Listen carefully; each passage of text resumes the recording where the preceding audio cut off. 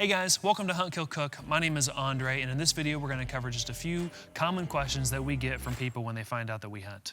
Roll the intro.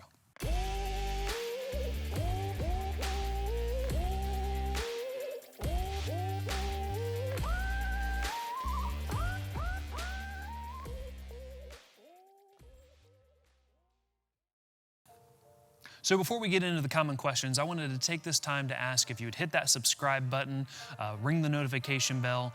This is a great free way for you to support our channel. We really appreciate it. If you have thoughts or comments, leave them down in the comment section below.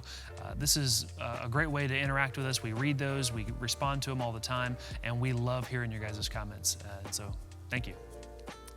So the first question we get is where to start, or how do I start hunting? And this is a wide topic that you really could get pretty deep in the weeds on. But my first recommendation to anybody who wants to get into hunting or thinks that they might want to do it is go out into the woods. Go to a park, somewhere where it's quiet, that you can get off the beaten trail. There's a lot of public land out there in most states. So just go off and take a bucket or a stool and sit down for a couple hours. Try not to be on your phone. Get a book if that's your thing, and just sit quietly. This is the number one most common thing that you're gonna do when you're hunting. You know, there are other things, moving around, tactics, climbing trees, doing all that kind of fun jazz, but in general, you're gonna be sitting quietly a lot. And if you found that you hated this, then maybe hunting's not for you. So that's our first recommendation. Go sit quietly. Another question that we get a lot is, how do I find a place to hunt?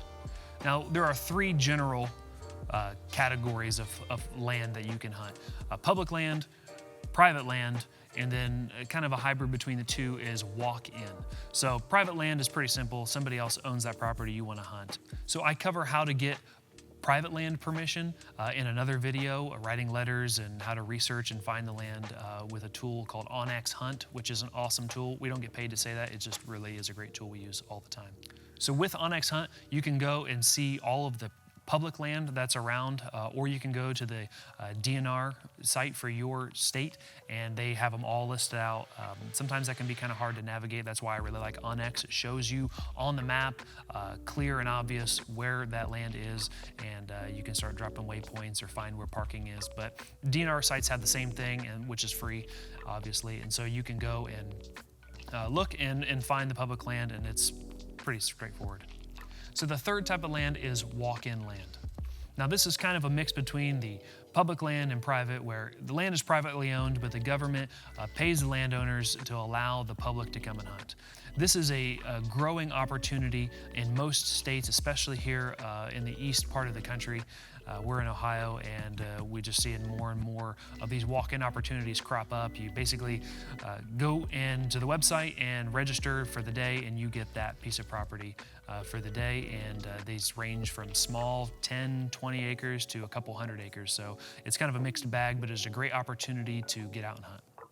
So the last common question really isn't a question, but it's more of an assumption that a beginner would have, is that they are physically fit enough to go out and hunt. And this sometimes just isn't the case.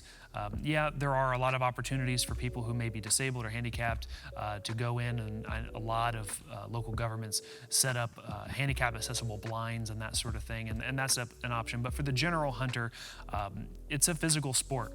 Getting out and hunting, being able to hike in far distances, and the terrain varies and can be difficult, but also being able to pull back your bow. I had a friend tell me that he bought a bow and he was really excited about it, but then found that his strength level wasn't such that he could pull it back.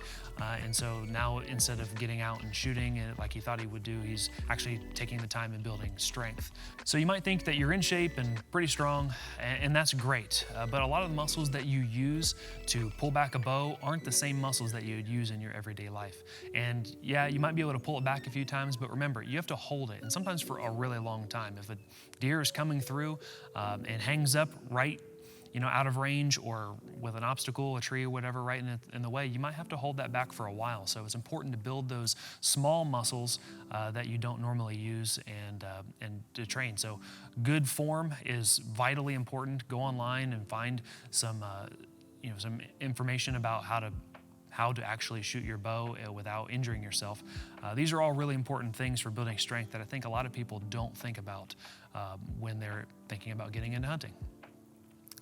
So these are just a few of the common questions that we get, which ultimately led us to come up with this new segment where we answer your questions. So if you have questions, leave them in the comments below and we might feature them on the next video. For now, Andre out.